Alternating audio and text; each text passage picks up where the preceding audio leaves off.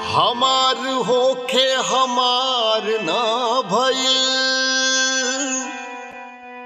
रात रात रह गइल भिनसार ना भइल।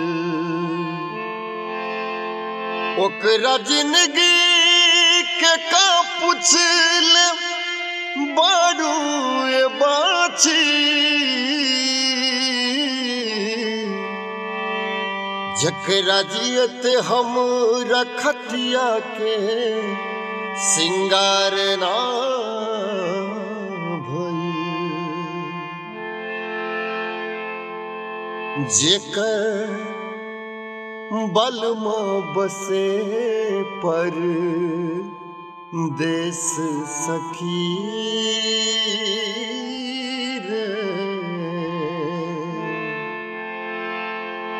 बलमा बसे परदेस सखी रे।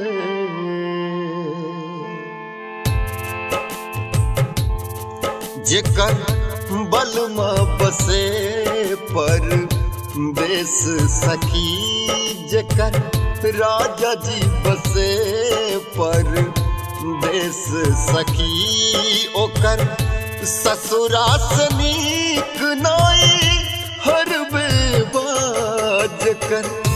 बलमा बसे पर देश सखी, ओकर ससुरा से नीक नाई हर बेबाज कर। पिया जी बसे पर देश सखी,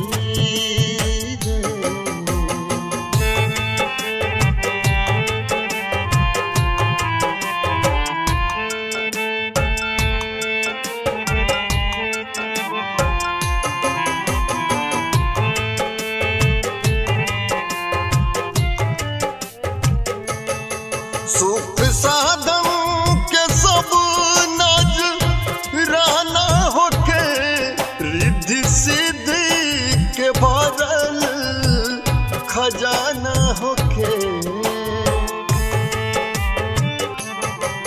सुख साधन के सब नाज रहना होके, रिद्धि सिद्धि के भरल खजाना होके। नित नित नव व्यंजन परोसल जाई, नित नित नव व्यंजन परोसल जाई। तब अमृत के घूट जहर बेबाज कर।